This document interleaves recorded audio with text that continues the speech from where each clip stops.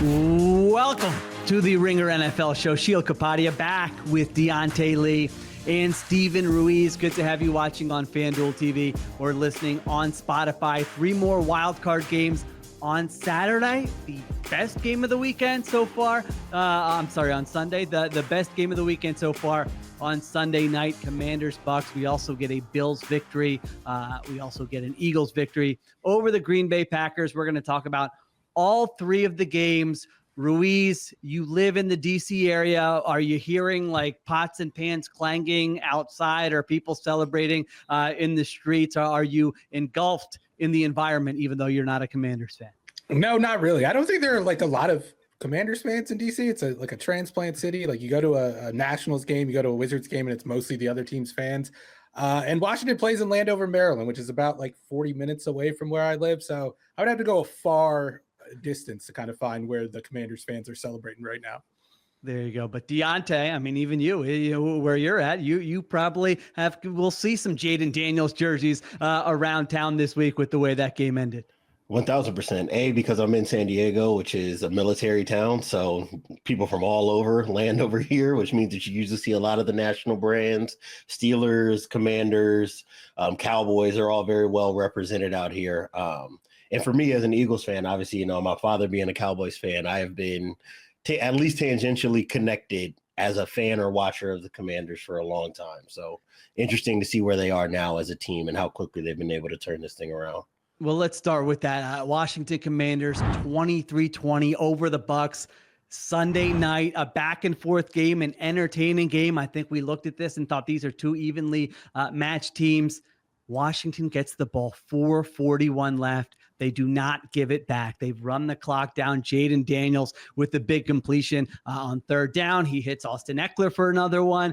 He evades Kalijah Kancey on a 3rd down run for another 1st down, and they kick the game-winning field goal. And there are just moments in this game where it felt like what Todd Bowles and that defense were doing, it was just like slow motion for Jaden Daniels. He just moves in a way where I'm not saying he makes every right decision and is accurate with every single pass, but just the way he operates in an environment like this for a franchise that had not won a playoff game since 2005. I don't know that there's a fan base that should be more excited than the Washington Commanders fan base is right now. And Diante, when you look at this Washington team, I don't know what stood out to you in their performance tonight, but also going forward here now. They're either going to go to Philadelphia or Detroit. And as confident as those fan bases might be going into the divisional round, when this guy comes to your city, you can't be that confident because he can put the team on his back and make plays with his arm and his legs. 1000%. It's funny. I think that in a lot of ways, we've had conversations about quarterbacks that we believe are limited in one way or another. And then they come out and have these games that kind of show that they're starting to build some layers in how they perform. And I thought that the second half of this game in particular was a big one in that direction for Jaden Daniels. You started to see the Bucks in passing downs, really rolling coverage over the top of Terry McLaurin, trying to take away the deep passes on the outside, outside of the numbers. And we saw Naomi Brown have a great game in the middle of the field. And a lot of the credit with that is Jaden Daniels hanging in the pocket, scrambling when he needed to. But when it was time to look for his 2nd or 3rd part of the progression, he was able to deliver the ball where he needed to in the seams, on dig routes, whether it's on the backside of a concept or being able to speed through the 1st and 2nd look in his progression and get the ball where it needs to be. That's what playoff football is about, right? And I think that Tampa Bay did a great job of trying to force this team to play left-handed. They sold out up front to stop the run. They got a bunch of penetration. This was a great Vita Vea game. I mean, their front in general, all the big bodies that they have definitely caused problems for the Commanders and put Daniels in a lot of situations where the only way for the problems that Washington was being faced with to be solved was him extending plays when he needed to, him being efficient with the ball when he needed to, and avoiding the negative plays that had kind of plagued the second half of the season when this play was a little bit more up and down. So while I don't necessarily, again, this is when we talk about like spinning it forward, I don't know if this changes their outcome, but you said it, Sheil. Next round, no matter who they're faced off against, you have to be concerned about what Jaden Daniels is going to do to you in a one-game sample size, because his dynamic athletic ability and what he's continued to build upon as a passer is something that deserves a lot of respect right now in the league. Yeah, Ruiz, where are you at with it? I know we talked before about some of his like taking sacks, and can he work the middle of the field? Some of these things that were fair questions about him coming into the NFL. This game, he takes 1 sack for 0 yards in this game. He was hitting some in breakers. Just when you look at him, like, I don't know if there's another quarterback who he compares to where you're like, all right, this is the guy who his profile is the same as. But when you look at him, I mean, what are your questions with him? Where do you think he's grown the most? You've watched his film throughout the course of the season. I think what he's proven is that he's a high floor player. And like, we used to view these types of prospects as the high ceiling guys, and the guys where the floor maybe isn't as high. And like a guy like, I don't know, Mac Jones was like a high floor prospect, but like all season we've seen how his athleticism just changes the math for the Commanders offense. Like if they fall behind the chains or the play doesn't really work out, he could just evade the pressure and comfortably run for 4 or 5 yards. Like if it's 3rd and 4, it feels like scrambling for most quarterbacks is like the 4th or 5th option. For him, it feels like it should be the first option because he's so damn good at it. And that's nothing to take away for what he is as a passer, because I think that's the thing that's kind of surprised me the most. I mean, it was very clear that he was accurate on his tape at LSU, especially like in the quick game area. But I think his accuracy to the intermediate area of the field has stood out over the course of the season. I think Washington has really leaned into that down the stretch of this season. And that's where you've seen the most growth from him as a passer, at least in terms of volume. I think early on in the season, they were really relying on those RPOs and getting the ball out quickly. And I think we've seen the pass game get more fleshed out as the season has gone along. And I think his accuracy is a big reason why they're able to do that without the worry of necessarily him taking a sack. Because he has taken sacks throughout the season. He didn't do it against the Bucs. But he's been good enough where he could take a sack and still get you ahead of the chains anyway. And that's like the mark of a good quarterback and the mark of a productive quarterback. I think what's going to determine his ceiling is the next steps he takes as a passer. And that's something that usually happens in year 2, year 3. So I think he's already ahead of schedule. We've seen guys like Mahomes and Allen and like any top quarterback, Lamar Jackson, improve as pocket passers in their 3rd and 4th year. And I think he's already established a high floor. It's going to be determined by how much he's able to flesh out his work as a pocket passer, getting to his 2nd and 3rd read in a timely fashion that determines if he's just merely like a top 10 quarterback or one of the top 5 quarterbacks in the NFL who could challenge Lamar, Mahomes, Allen for that title later down the road. Yeah. It's a strong foundation to work with. The athleticism, you mentioned it, the accuracy, the poise, all those things, the moments he's had this season. I mean, it's just, I don't remember a rookie quarterback. I don't think there has been one probably in our lifetime where if you just stacked up the moments they had as a rookie, there were this many for a guy. And again, another one tonight, 24 for 35 for 268 yards, 2 touchdowns, no interceptions. Again, just 1 sack for 0 yards, which on his box score, that might be like the most impressive thing about it. Runs 13 times for 36 yards, takes some hits. He takes those hits, and so far it does make me nervous at times. The one on the right sideline there where he got walloped like deep into the sideline, suspended in the air for a little bit. I'm like, is he getting that? But he seems to just get up, laugh it off, tap the defender on the helmet most of the time, and then move on to the next play. So this Commanders team, the phenomenal season continues. The magical season continues here. Again, if the Vikings win on Monday night, Commanders play the Lions. If the Rams win on Monday night, then the Commanders go to Philadelphia and face the Eagles for the 3rd time. Like Jaden Daniels is the obvious story here, but I think we should at least give some credit to the coaching staff, like the whole coaching staff. I know like the defense was allowing Tampa Bay to move the ball, but I thought the way that Dan Quinn and his staff managed this game and turned it into a really short game made it so easy for it to get away from Liam Cohen and the Bucs offense. Like Baker Mayfield averaged 10 yards per drop back, but he only dropped back like 18 times. I think he had 18 attempts in this game. And the Bucs as an offense only had 44 plays. We've seen teams have 44 plays in the first half alone. I think Baltimore had like 32 snaps in the first half and ran on 24 of them in their game against the Steelers. So I thought this was, I don't know, maybe it wasn't, they didn't set out to have a game like this, but if they did, I think it was a very smart approach because this was a defense that was very clearly overmatched by their opponent in Tampa Bay's offense, and they didn't let it affect the game or at least the outcome of the game.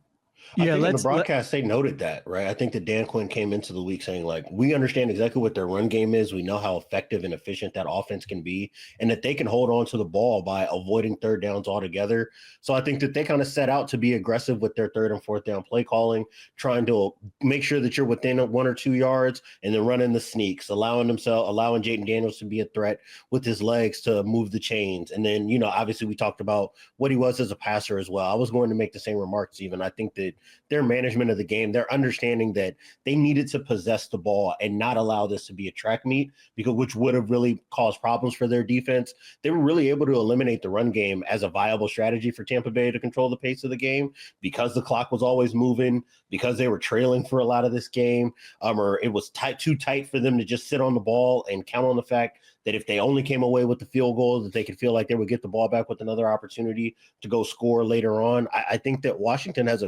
this is the kind of game that you hire a Dan Quinn for instead of taking a shot on a younger guy, right? That's not to say that Dan Quinn is the be all end all as a coach, but I think that having an experienced staff with Quinn, with Kingsbury, and understanding how to kind of usher along his young quarterback in a playoff environment, they clearly put together a winning game plan for this week. Yeah, let's I want to talk more about that. Let's take a break. We come back. I want to talk more about the coaching, like you mentioned, and also the Bucs aspect of this. Where do they go from here?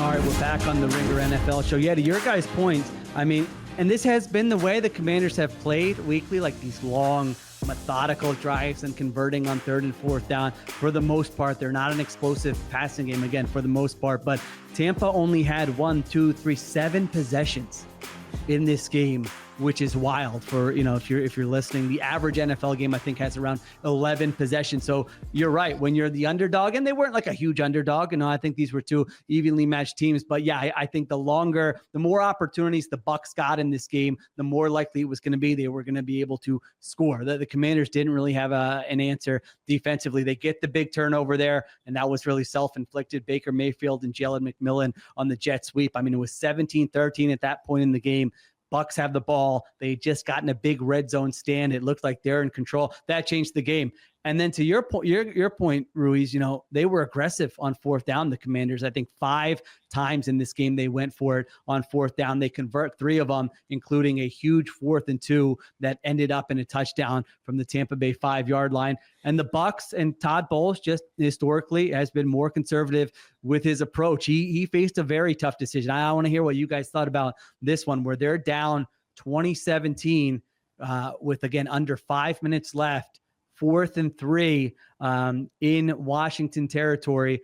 They kick the field goal. To me, that's like a coin flip type one. I mean, for example, I think Dan Campbell goes for it in that spot and it's like, we're going to win the game. We're going to take a 4-point lead right here. We're going to go for it. We're going to score a touchdown. I think most coaches probably kick the field goal and say, we're going to tie the game and trust our defense. But like Todd Bowles doesn't have the defense that he's had in years past. Diante, what did you think about that decision from Tampa? To me, it's not necessarily one that I take a lot of umbrage with. I just think that, to your point, the more aggressive coaches maybe look at that and understand that the situation is, I can't trust my defense to get off the field because the team that we've been playing against has been possessing the ball for so long, and we know that they have all 4 downs to get themselves into field goal range and work the clock. You probably want to be the one who's controlling the clock a little bit more. And that's not to say that if they miss the field, or if they go for it and don't get it, that things go perfectly and you get another shot at the ball. Again, because Washington was possessing the ball as well as they were over the course of the game. I would have liked to see some aggression, but we know how out of character that would have been for Bowles in that moment. And he is almost always going to rely on his defense, regardless of what issues they may be having in a given game. I don't think that that's necessarily the deciding factor in why they lost this game. I would say that fumble in their own territory that allowed Washington to get a full possession lead on them was probably more costly in the balance of things. But it would have been nice, I think, to see a coach be aggressive there and try to make sure that his offense, which is his best unit, is the one that's determining the outcome of this football game. Yeah, I think you kind of have to look at the decision not in a vacuum. You have to consider the context. And the context here is that Todd Bowles had a chance to dictate which unit of his was on the field in the game deciding play. And he chose for his defense to be out there, where we know that the strength of this team has been the offense all season long, especially in short yardage situations. This feels like one of the perfect teams to deal with that situation, to get 3 yards. They've been getting 3 yards easily all season long. So in other cases, like even if Dan Quinn was in that situation, I wouldn't have minded if he kicked a field goal there, just because I think they have a wider margin for error, especially on the defensive side, than other teams, especially Tampa Bay. So yeah, I thought, like, on one hand, you kind of like that Todd Bowles is a defensive coach and he's like, I'm going to let my defense win it. On the other hand, it was just a bad gamble on his part. And I think you didn't have your best players on the field when the game was decided. Exactly. Yeah, they're injured at corner. You're right. I mean, I think if you asked him after the fact, what would have been more likely if he looked at it that way in the moment, would you rather take a chance on your offense converting a 4th and 3, or your defense stopping Jaden Daniels and that Commanders offense with the way the game had gone? Maybe he thinks about it differently, but you're right. That's kind of how it goes. This Bucks team, let's finish with this before we move on to the next game. Going forward, I was thinking about this Bucks team. Are they like a Bobo version of the Lions? You know what I mean? Like, they're not as good as the Lions, but good offensive line, schemed up offense, a quarterback who in the right system on the right day, you can say this guy's, I don't think Baker Mayfield's as good as Jared Goff, but you know what I'm saying with that. And then, like, they're not as talented, but that's how I was kind of thinking about them. But the same question we're going to ask about the Lions potentially if Ben Johnson leaves is, hey, what does this offense look like? That's what I'm looking at with the Bucks. I think if Liam Cohen comes back, they can feel pretty good about themselves in the NFC South. I don't think they're like a great team, but I think they're a pretty good team. And if you add some players defensively, maybe you can make some more noise next year. If Liam Cohen were to leave that situation, that would make me a little bit nervous, just because I think he did such a good job this season. Deontay, where are you with the Bucks and kind of where they go from here after this loss? It's a huge success in the sense of they were able to maintain stability of their offense despite losing their offensive coordinator in the offseason. Upgrade, even, I would say. Exactly. Yeah. I think got a better version of Baker Mayfield out of this version of the offense than they had under Dave Canales, which is saying something for how well they looked offensively, how good they looked offensively last year. I think that the latter part of your statement is the bigger issue, right? That's kind of the thing that they're going to have to sort out how they want to manage. If Liam Cohen does leave, whether it's for another OC job or gets a head coaching opportunity, where does that leave you trying to take a third swing in 3 years to try to land on the right guy who understands how to build a system around a quarterback that has some limitations, and whether or not you can continue to keep this kind of linear upward trajectory with this offensive line that had a lot of issues before Liam Cohen and Dave Canales came in over the last couple of seasons. I'm not saying, it is something I've talked about in Power Rankings, I'm not necessarily saying that you look at the situation and say it's time to kind of usher out Todd Bowles to keep your offensive coordinator in the building. I do think, though, if you continue to try to take these swings at offensive coordinator, you're going to crap out. And I think the issues that they have had with this defense suggest that this team is probably just as close to finishing next season 5-12 as they are going 10-7 again, if they continue along this kind of pathway, if they don't land on another great offensive coordinator. But I will say this, I don't think they need a great offensive coordinator to like recreate this offense. Like, I feel like the offensive line is good. It's good now. They have a good collection of players. I think they have a good collection of skilled players. I think Baker Mayfield behind a good offensive line can be a good player. Like, he can be a good quarterback, a fringe top 10 quarterback. What we've seen with Baker Mayfield throughout his career is when he doesn't have that elite pass protection, he reverts into the bad version of Baker Mayfield. So I think as long as you have this offensive line and you have a coordinator who is good, not great, not one of the best in the league, not earmarked for a head coaching position, I think they can maintain this. So I wouldn't be that much worried. I think it's easier to find a good offensive coordinator than it is to build this collection of talent that they have on the offensive side of the ball. As long as they don't botch it, I think they'll be fine next year offensively. But this is a franchise who has made that very tough decision before. Like, they moved on from Lovie Smith so they could promote Dirk Cutter, who was the offensive coordinator, to head coach. Didn't work out then. I don't know. I could not stand watching those Dirk Cutter offenses. I mean, it didn't work out. Todd Monken, I get it. Yeah. Todd Monken was on that. When you said that name, I was just like, oh no, I had forgotten about that. They weren't that bad. I feel like you're misremembering. That was like the height of Fitzmagic with the Bucks. I remember I disliked watching them in a very, maybe there was 1 year in there that it. Yeah, I think it was just bad, 1 year, honestly. Yeah, it was the year when Todd Monken got a job out of it. But yeah, they've made that decision before, so I wouldn't put it past that ownership group to do that interesting this time around. Yeah, I hadn't even thought about that until you guys brought it up. That is interesting. If Liam Cohen has people pursuing him in other organizations, would the Bucks look at it? I mean, this Bucks Pro Football Reference page, man, 4 straight division titles. They lose Brady and they win back-to-back. They win. I know it's not a great division, but still someone's got to win it. They win it in back-to-back seasons with Baker Mayfield. So I think you're right, Ruiz. I mean, they've got, wide receiver, running back, offensive line. It's a pretty, again, they're the Bobo Lions. I'm telling you, it's a nice environment to put a quarterback in there and see what you got there. But of course, the play caller is going to be a big part of that. So we'll see what they do here this offseason. No mention of Cliff Kingsbury the entire segment. Guy paints a masterpiece in his first playoff win ever, and we don't even mention it. Oh, I was waiting for you. I mean, you are, I don't know. I'm sure Cliff does have an agent. He's getting all these interviews, but I was waiting for, you are his honorary NFL agent. Yeah. So I was just waiting for you to potentially bring it up there. Do you want to give him his flowers here? Yeah, I think one thing he did really well with this game plan is the usage of no huddle, which has been a thing all season long for them. Yes. But 70% of their snaps came without a huddle today, which was it must be a season high because I don't think they were that high throughout the season. Well, season long, it's crazy. I think their average was, we just saw this last week, it's like 63%, right, and no other teams above like 25% for the season. It's not even close. Yeah, I wrote about that in October, but I think what effect that creates, it's not like he's trying to go fast, because when you look at their average play clock, how much is remaining, it's like league average. So they're going fast without a huddle, but they're not snapping the ball quickly. And what they're doing, I think, is dictating the terms for the defense. Essentially, they get to decide which defensive personnel is out there based on whether the offense subs or not. And I think you just simplify the defense. Like Todd Bowles' defense isn't nearly as daunting if they got to get in vanilla calls and they can't disguise stuff and they can't move around because they're just trying to hurry up and line up before the snap. And I think that's something that he's done all season long. We talked about like Jaden Daniels kind of not losing control of the situation, but I think the coaching staff, through that use of no huddle, has kind of helped him out in that regard. And I think that's like one of the areas that's like, I would be more concerned if Washington lost Cliff Kingsbury than if Tampa Bay lost Liam Cohen. And I just mean that in regards to how the offense would look and how it would be structured. I think actually, I think that there's a good argument for that. Yeah, because Cliff, I wouldn't agree with that.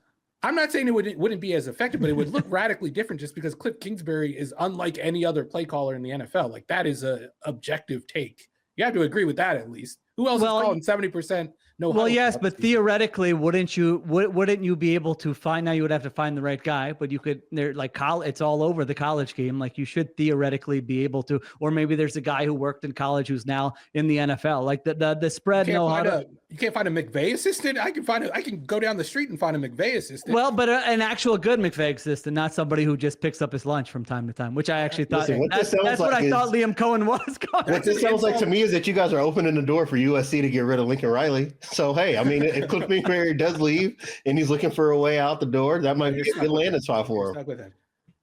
No, but that's an insult for the Shanahan tree. The McVay tree has been good. Like, all of their guys have been good that they've that turned into head coaches.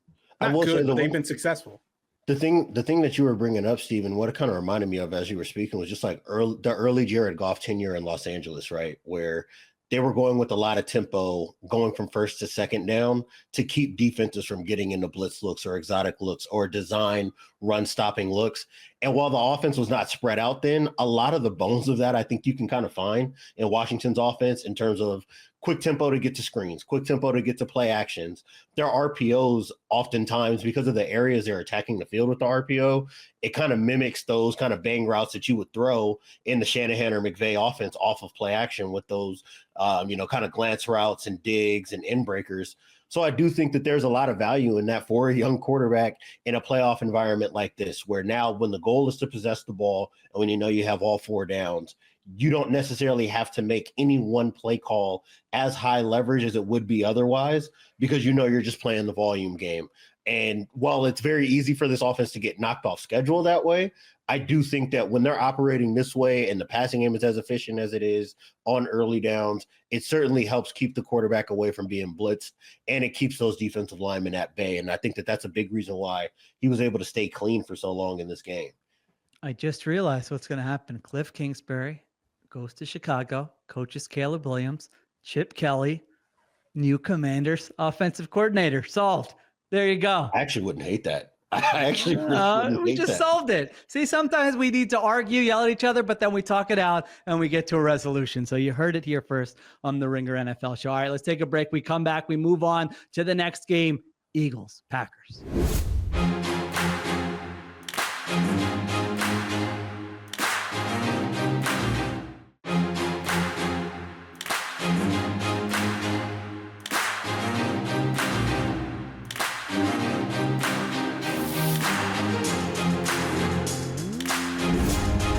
We're back on the Ringer NFL show in a game that I think most people had higher expectations for. Eagles, Packers going into the weekend. It looked like, hey, maybe this could be the marquee matchup. Didn't really end up that way. Eagles 22, Packers 10. Packers couldn't get anything going offensively, suffer a flurry of injuries at wide receiver. The Eagles game, in my opinion, it looked like a lot of Eagles games this season. But before I get to what I thought about it, Diante, what's your big take, from this game? Eagles advance. Do you feel better about them, worse about them, the same about them as they prepare for the divisional round? I'd say I feel worse about them. And probably worse about them for predictable reasons. I think the defense is pretty clearly Super Bowl good. I think that we saw that today. They can play tight coverage against an aggressive style of offense. Even if that offense is missing their best man-to-man beater, I think that you could see some of the issues that Jordan Love was having in the pocket with guys not separating when he's used to being able to release the ball.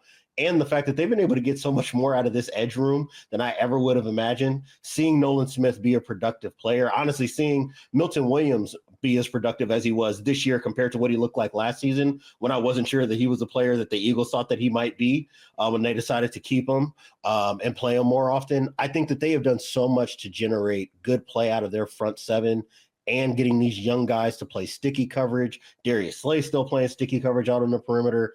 That's a unit that can go and play anybody, and you should feel confident about. I was in the first half, maybe through like the first 2.5 quarters, kind of feeling like Jalen Hurts was playing more conservatively than just being like an abject disaster. But on the whole of the game, going back and looking at some of the throws he's turning down, looking at some of the pocket management, it's hard to feel like any of that's going to be fixed if they're behind schedule against the Vikings team, against the Lions in the NFC Championship, if that's who they matched up against. I don't know if this team's ceiling is as high now as I would like to think it is in terms of best case scenarios, because I haven't seen it up against the best competition in a little while now. I'm not sure if Jalen Hurts is that player this year. I'm less concerned, honestly. And it's not because Jalen Hurts was good. Like, I agree with everything Diante just said. And like the ceiling for this passing game is very concerning.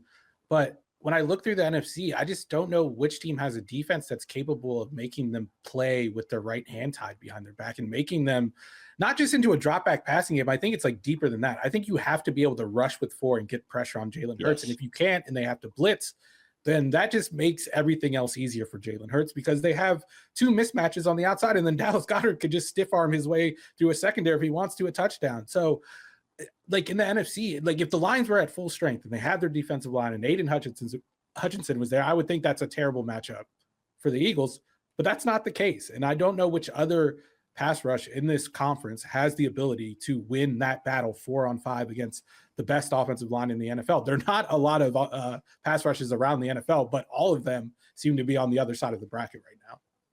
Yeah, it's like this game felt like many of their games this season. Like I said, to what you guys were saying, their defense was fantastic. They limit explosive plays. They're stopping the run for the most part. Josh Jacobs had a fantastic run there in the second half, but for the most part, they're stopping the run. Their offensive line is very good. Saquon Barkley is having some eye-popping runs. And then when they have to drop back and pass the football, this was a 14th percentile game for a quarterback this season in dropback success rate. They were successful on 33% of their dropbacks, produced a positive play. This was, even for the Eagles, for Jalen Hurts this year, their worst game based on dropback success rate. And so all season long, I've had this thing where I'm like, the Eagles ceiling is going to be determined by whether their passing game can get it together in the playoffs. And I say it, and I say it, and I say it. And now they're in the divisional round, to Ruiz's point, and it's like you're 2 wins away from the Super Bowl. I think at some point, just kind of their talent becomes overwhelming offensively. Like there's going to be some type of answer today. It wasn't a lot, but like you guys said, their offensive line can control the game. Saquon Barkley can have a big run. Devontae Smith can make a play. AJ Brown didn't do it today, but he can. Dallas Goedert. And it's a weird type of offense to look at and analyze, because that's just what it is. Like one of their dudes is going to do something in this game that's going to be good enough, because they also might have the best defense in the NFL. Now, can that continue week after week? I mean, Ruiz, when you were saying it, if the Vikings go to Philadelphia next, like can Flores do that? I mean, how would you view a Flores coach D? I feel like he's got the mind to cook up something where this might not be good enough if the Eagles don't play better than they did today. I don't even think you have to imagine it. Didn't they played, was it last year or the year before, where they played in like the early season? I think it was a Thursday night football game, and Flores didn't have the horses he has now on the defensive side. And I think he gave Jalen Hurts a lot of problems. That was kind of at the beginning of the cover zero problem that Philadelphia had to work its way through last season. So yeah, I think that's totally possible. It's still a situation where you have to drum up pressure. And I think you're always going to leave yourself vulnerable to that, because it's not just you beating Jalen Hurts and that offense from last year. It's you beating Jalen Hurts and Kellen Moore. And I think they have had better answers against the blitz. So I don't know if that strategy would be as effective as it's been in past years. I just honestly think you have to win with 4. I don't know. I don't understand how you do it otherwise. Because you're not going to knock them behind the chains. You're just not going to do it. The offensive line is too good. And Saquon Barkley, if the offensive line lets defensive linemen through, Saquon Barkley's going to make them miss anyway. Yeah, if you look at Jalen Hurts' splits, man versus zone, they are pretty glaring, where he has struggled much more against zone man. You can throw it up to one of those guys and they make a play. So it'll be interesting to see what their path looks like. He was coming back. He hadn't played in 3 weeks here. But again, I would be more likely to say, hey, it was a little rust and he's coming back, if we hadn't seen this story over and over again. And it's just an uninspired passing game that doesn't warrant a lot of confidence. At the same time, the other parts of this team are so reliable, the defense, the coverage, the secondary, the offensive line, the run game, that you wonder in a weird season in the NFC if it might be good enough to come out of the conference. So, I mean, I feel like my main takeaway from this weekend as a whole is just like how we call it a quarterback league, but I feel like the evidence is overwhelming in the fact that it's an offensive line league. And if you have a dominant offensive line, the margin for error, even at the most important position in the league, even if you're paying that guy $50 million and he plays like this, it doesn't matter against a quality opponent in Green Bay. And we've seen that throughout the playoffs. Like the Bills won that game because of their offensive line and their run game. The Ravens dominated the way they did against the Steelers because of their run game. I don't know if I'm going to give their offensive line as much credit, because Lamar Jackson and Derrick Henry are very good, but their offensive line is way nastier than it was a year ago. And I think that's helping them out. The Bucs are where they were because of their offensive line. The Commanders aren't where they were because of their offensive line, but they're where they are because of their ability to kind of control the situation and mitigate opposing pass rushes. And then Jaden Daniels' role in that by being a great runner. So it's an offensive line league, and it's been an offensive line playoffs. And I think for the Eagles, that offensive line might be good enough to drag them to the Super Bowl. It is their superstar. There's no doubt about it. It's their offensive line. Let's take a break. I want to come back and talk about the Packers side of this, the way the season ended, how we feel about how their season went, and kind of where they go from here.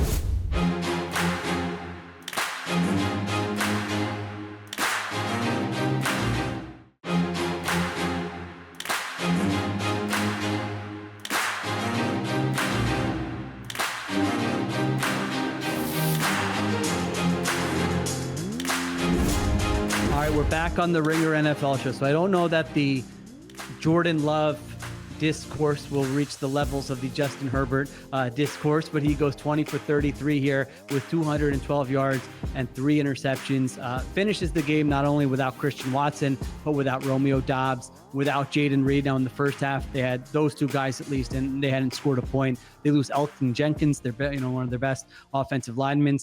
Early in this game, they couldn't get anything going downfield per next gen stats. Passes of 10 plus air yards, 3 for 11 for 58 yards, and 3 interceptions. I have long been a Jordan Love guy, and so I'm curious to hear where you guys are. Ruiz, we can start with you on this one. Where you are with Jordan Love, where you are with this Packers team, this Packers offense. Like, how should a Packers fan feel about this season, and what do they do going forward? It's sort of a tricky question to answer, I feel like. It is tough. I feel like Jordan Love is one of the toughest evaluations at the quarterback position in the NFL. And it's not just because of him and his individual skill set. It's his individual skill set in that offense and how that offense is structured. We don't often see like this style of offense, like the Shanahan, the McVay, the play action, under center, run game, sets up the pass game offense with a talent like this at the quarterback position. Usually those offenses are quarterbacked by a middling talent who knows the system and executes the system well. And I think that's what makes it so hard to kind of evaluate his game, because if you look anywhere on his tape, you could find the high level plays in the pocket. You could find the plays that make him look like a Josh Allen style of quarterback, but you could also find the plays where he's kind of benefiting from the same environment, like a Brock Purdy might benefit when San Francisco's offense was going well. And right now, I think it's a 50-50 proposition. I know Green Bay committed to him long-term, but they kind of had to do that. And I honestly don't have an answer. I think it's up to Jordan Love. And I do think this experience kind of exposed his weaknesses in the same way that Houston's defensive performance exposed what weaknesses Justin Herbert has. I think, and Diante's was ahead of this. I feel like Jordan Love's reluctance to become a scrambler is starting to become an issue. Like, you can make the excuse for him that his receivers aren't getting open downfield, but quarterbacks have another option if your receivers are covered. It's to run the football, and I think he's been too slow to run the football. Maybe it's an athleticism problem, because if you look at his 40 time that he ran in the combine, it's not very fast. Like, it's comparable to pocket passers, or guys that we traditionally look at as pocket passers. So I don't know if there's a better option for him, but I do think it's something he has to add to his game. He has to also be able to become a runner outside of the pocket and not just a thrower. I mean, he had one today that was kind of surprising because it happened so rarely. It was like, well, and like he looked capable of doing it. So just based off of that, when you were describing it, Diante, my thing was like, it feels like it's more of a thing that maybe he doesn't want to do or chooses not to do, rather than something he's not able to do. I think that Jordan Love is kind of in the same.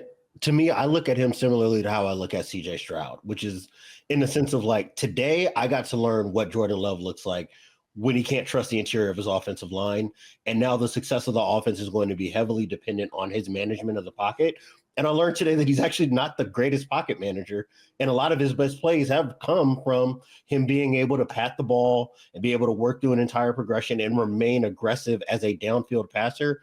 And that's great when Elgton Jenkins is on the field and they have their full complement of offensive linemen. I think that what Philadelphia was able to do with just moving him off his spot, you got to see a little bit more frantic play from Jordan Love and trying to remain aggressive as he's moving off his spot. And that's one of the ways that I think the bar is kind of set a little bit too high in terms of comparing him to Josh Allen. I don't think that he's that level of player yet. Not that he'll never be there. I do think that he maybe has to understand that he's got to run. He's got to be better at resetting his feet when he's moved off his spot and being able to remain accurate in the middle of the field if that's an area he wants to attack, even if his platform is being messed with. And none of this is to say, similar to how we were talking yesterday about Justin Herbert, that he's not a very talented quarterback, that he doesn't understand how to work through his progressions. I was just looking for a change of gears from him today. Once it was clear that working the ball underneath was going to be their best option. They weren't going to be able to throw the ball in the middle of the field as aggressively and as often as they would like to, because Philadelphia safeties were playing so aggressively on dig routes, on those crossing routes, and their corners are basically matching like man-to-man on end breakers from number one receivers as well. I didn't see the necessary change in gears in terms of extending and punishing a defense for playing such tight coverage, and I didn't see enough pocket management and extending a place to throw either. That does not mean that he's not capable, and it doesn't mean that I don't think that he won't add that to his game in the years to come. I just think that right now we're seeing some of the ways in which his game is still a little bit more incomplete than it looks when things are clean for him in the pocket. Yeah, I would consider this performance way more concerning than Justin Herbert's performance on Saturday, because we saw weaknesses that like people like Diante have been pointing out before this game happened. Like Justin Herbert's mistakes in that Texans game we know those aren't weaknesses for Justin Herbert. We know he's not going to throw a bunch of interceptions. We know he's not going to miss a bunch of throws like he missed against Houston. And we know that pocket management is a strength for Justin Herbert, but we saw a version of Jordan Love that we've seen throughout this season and that we saw in his cameo appearances before he became the starter and early on last year when he first became the starter.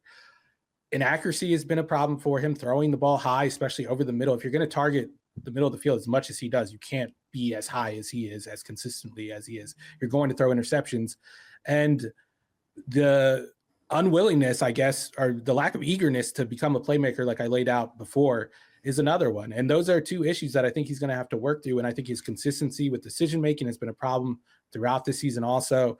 So I think there are clear holes in his game. But the thing is, this is his second year as a starter. It was a disjointed season due to injury. It was a disjointed season, not due to only his own injuries, but also injuries to his supporting cast, especially in this game alone.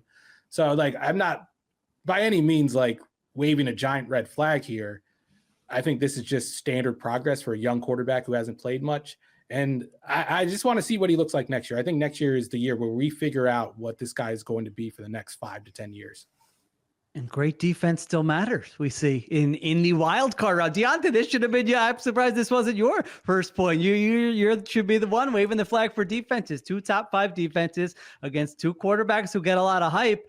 And they made them both look terrible, Justin Herbert and Jordan Love. The Eagles with Vic Fangio and their defense, and then the Texans with D'Amico Ryans and their defense. And I think the creation point, just as you guys were talking about it, it's like when you do face a great defense and you don't have a tremendous supporting cast, the creation aspect of quarterback play becomes so important. I mean, like you saw it with Jaden. I know it's not the same thing. He wasn't facing the same level of defense, but just like sometimes you just have to make a play. And neither of those guys were really Herbert or Love this week. And both of them have the physical skill set, in my opinion, to do that. But Justin Herbert doesn't scramble at all in that game. And to your point, Jordan Love was not in like playmaking mode in this game. And does he have that in him? Can he do that more? Or is this just, like Ruiz was saying, the structure, Matt LaFleur, operate the offense, but operate it at a high level because you have this unique arm talent? I'm still in on Jordan Love. I'm not. I think if you're a Packers fan, I think everybody on the show is still in. There's no physical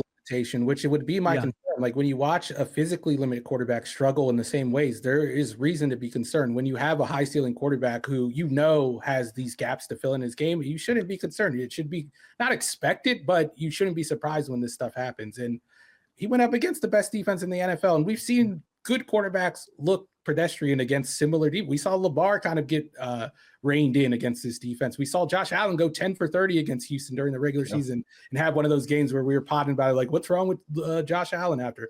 I think the other part of it is just unfortunate timing for these guys. They were in island games in the postseason where everyone's watching and they played their worst games of the season. Well, and this is something that we talked about yesterday in terms of like, we are now in that phase of the season where you can put together something where you sell out to take away what an offense does best. And in the conversations we've had about quarterbacks that have come up short, they have each faced defenses that are excellent at crafting game plans, that are going to force you to play left-handed, that are going to force you into uncomfortable positions and make you get out of character in order to defeat them. And we have seen that for young, very talented quarterbacks, they still have a ways to go in terms of understanding what the next layer in their game is in order to be a playoff winning quarterback. Even if we do think that the environments around the guys like Justin Herbert and Jordan Love can improve, I don't know if I want to bank on Green Bay finding the magic number 1 receiver that can't be guarded one-on-one, because that's really not their approach to roster construction right now.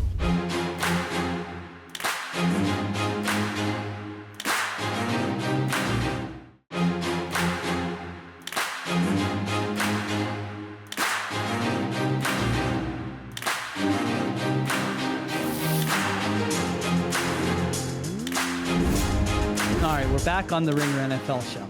So all this quarterback talk, I would say, Mahomes still belongs in a class of his own, I think, with the accomplishment. And then I think the next one is Mahomes, Lamar, and Josh Allen belong in a class of their own.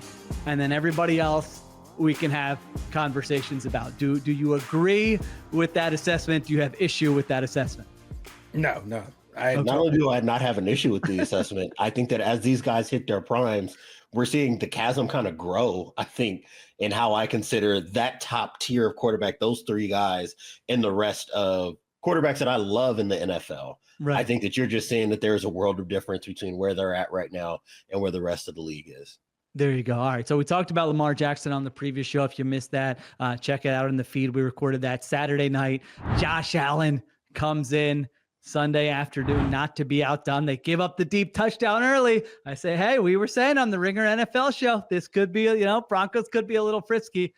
They were not frisky. They were frisky for a half, I guess. It was 10-7 at halftime. And then the Bills outscore them 21-0 in the second half, win 31-7. And now next weekend, we have Texans at Chiefs. And then we have, more importantly, Ravens at Bills. Josh Allen, Lamar Jackson. I mean, this game for the Bills was a 97th percentile game based on EPA per drive. They did whatever they wanted. The Ravens on Saturday night, 93rd percentile game based on EPA per drive. Island game, all eyes on you. Didn't matter. These looked like two offenses that cannot be stopped. And Diante, I cannot wait. I cannot wait to watch Josh Allen. I can wait for the narratives that come out of that game because I want to remember how I feel right now about the greatness of these two players. But I also can't wait to watch those teams go at each other next weekend. I'm so glad that the Bills wild card game played out the way that it did. So we are not coming into this week with any concerns that we shouldn't be having about an offensive line or the run game or whether or not the given quarterback is ready for this moment.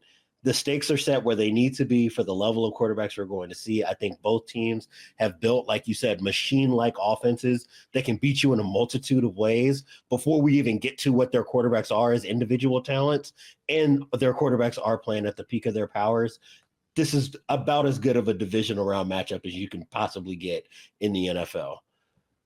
This could be like the Super Bowl, Ruiz. Honestly, I mean, it's that's what it in terms of stakes. Like. Definitely the biggest game since they're two of the best teams in the NFL. There's no doubt about it. In terms of like stakes and legacy and all that talk, it's probably the most important game of the postseason. Like, it might be the more important than the Super Bowl if Patrick Mahomes is in it again and wins it. Like, who cares? We've seen that before. We're tired of it. Like, get a new big guy. That's where Mahomes has gotten. Because I do agree with you. It sounds crazy to say. I was like, we'll just be like, all right, yeah, he won again. Who cares? Who cares? Any other material? It's getting boring. Got hacked. All right. We will be back Monday night. One more game. Rams, Vikings. I think that's going to be a fun one. I think that's going to be a little bit like Commanders, Bucks on Monday night. We're going to go live on the Ringer NFL YouTube channel, just like we did on Saturday night. If you joined us then, thanks for joining us then. If you didn't, now's your chance. You forgot over the weekend. Well, now you can join us Monday night right after the game. We come on the mics. We talk about whatever is in our heads, get into arguments about Sam Darnold and Matthew Stafford and Sean McVay, and who knows who else on Monday night. So that's going to be a lot of fun. Check that out. You can, of course, listen to it on Spotify after the fact if you have an early bedtime or something like that. So we'll talk to everyone on Monday night. Thank you to Diante and Ruiz. Thank you to Christopher Sutton for producing. Thank you to Tucker Tashijin for all of his video help here. Additional production supervision by Connor Nevins, Arjuna Ramgopal, and of course Dan Comer. We will talk to you Monday night on the Ringer NFL show.